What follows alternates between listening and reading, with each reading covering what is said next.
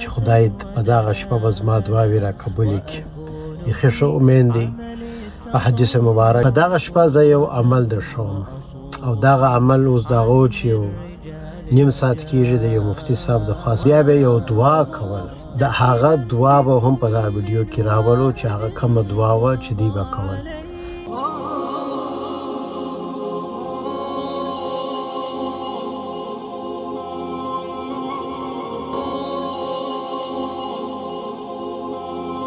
بسم الله الرحمن الرحیم نحمده ونصلي على رسوله الكریم اما بعد. السلام علیکم ورحمت الله وبرکاتو. ښه مبارکه شپه را روانه ده.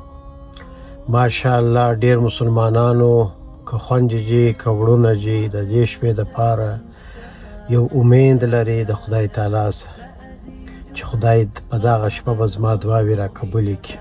بیخي ښه امید دی په حدیث مبارک کې راغلی دي وایي څنګه چې بنده د خدای سره امید وکړي الله تعالی به د ده سره هغسې وکړي.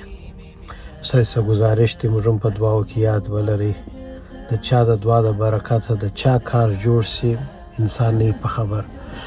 په دغه شپه زه یو عمل در ښوم او دغه عمل اوس د هغو چې یو نیم ساعت کېږي د یو مفتي صاحب د خوا څخه ما ته راورسېدی نو انشاءالله غواړم چې ستاسې سره شیر کړم.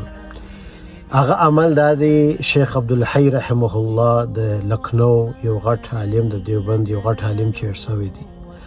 دی وایي چې د ښو خلکو د اسلافو په خبرو کې دا راغلي چې دی به په 15مه شپه یو خاص عمل کوي. هغه عمل طریقه به زه در وښیم او بیا به یو دعا کول. د هغه دعا به هم په دا ویډیو کې راولو چې هغه کومه دعا وه چې دی به کول. هغه دعا ما وویله نه کې اوږده دعا ده مګر بیخي ښه دعا ده. نو اول دی وایي 3 وارې یاسین شریف ووایه. اول یاسین شریف چې ته ووایې په دغه نیت چې ووایې چې خدای تعالی زما عمر را ډېر کړه په عمر کې برکت راکړي. او دا رسول صلی الله علیه وسلم په حدیث مبارک کې ثابت شوی دی چې ډېر عمر د ښه عمل سره دا ډېر نیکبخته سړی دی. نو ډېر عمر برکت والا عمر د ښه عمل سره دا نښاني ده چې دا سړی به غټ جنت وي. دویمه خبره دی وایي یاسین شریف بیا ووایه. اوس نو دا یاسین شریف چې ووایه په دغه نیت چې ووایه چې یا الله زما ټوله رقم بلاوې تکلیفونه چې پر ما را روان دي یا پشکې یمه یا را روان دي هغه یې راسه لرې کړه. یوه بله خبره دا هم درته کوم چې دی دا وایي چې د هر یاسین شریف چې ختم چې کوي دغه دعا چې اوس موږ در ښکاره کوو په دغه دعا ورسره ووایه. بیا چې د دوهم وارې یاسین شریف وویلي بیا هغه دعا ورسره ووایه.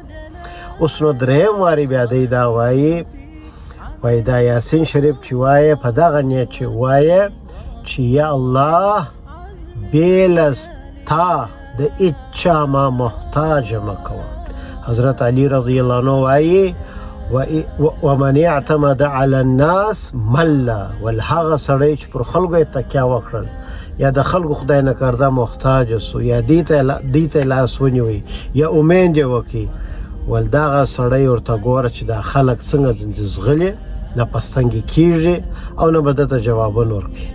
نو ارحم الراحمین یا الله وایي ستا د در محتاج مو که چې نه چاته لاس خو لیرې خبره چې په مغزو په چرت کې ملارا نه سي چې یا الله ستا علاوه د یو چا څه موږ امید کوو.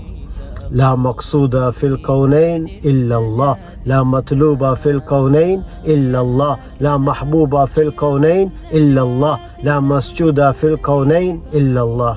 د مبارک کلمات چې بزرګان یې وایي چې ستا علاوه یا الله هېڅوک نشته په دې دنیا او په آخرت هېڅوک نشته. نو دی وایي دریم وارې چې یاسین وایي په دغه نیت چې وایي چې یا الله ستا علاوه د هېچا محتاج مه کړه. بیا دغه دعا ووایه. نو هر یاسین به وایه چې هر یاسین چې ویلي دغه دعا ورسره وایي. دویم وارې چې یاسین ویلي دغه دعا ورسره وایي. دریم وارې یاسین چې ویلي دغه دعا ورسره. او آخري خبره دا درته کوم چې هغه 15 رقمه خلک چې راغلی چې ما په بیان کې ویلي چې هغه او دغسې نور چې په ګناه واخته دي د ټولو څه توبه وکړي. ولې دا شپه که اول دې شاور ونه نیوي چې هر څونه عطرونه ووایه فایده نه کوي. نو اول شاور ونیسه. شاور چشتي توبه، ځان پاک که. اوس نو چې ته لاس پورته کې ته ګوره د الله رحمت څونه پر تا وورېږي. ډېر خلک نفلونه کوي، روژه کوي، ګرته شیان کوي په دا مبارک شپو، مګر شاته چې ګناه وي د هغو څه توبه نه کاږي. انو دی خیرن دی، په عین حال کې دی عطرونه وي، خولې پر بهیږي، په عین حال کې دی عطرونه ورته وایي. نو یو هوښیار سړی ورته وایي پلار شاور ونیسه، بیا اته راشئ چې کې باد یې وکړه، ښه به وایسېږئ. نو الله تعالی وایي ځان پاک که بیا کعبې ته راسه، ځان پاک که بیا په 28مه راکښېنه، ځان پاک که بیا په 15 راکښېنه. نو خدای تعالی موږ ټولو ته توفیق راکړي چې هر رقم ګناه وي راسته سوي چې د هغو ټولو څه توبه. جزاکم الله.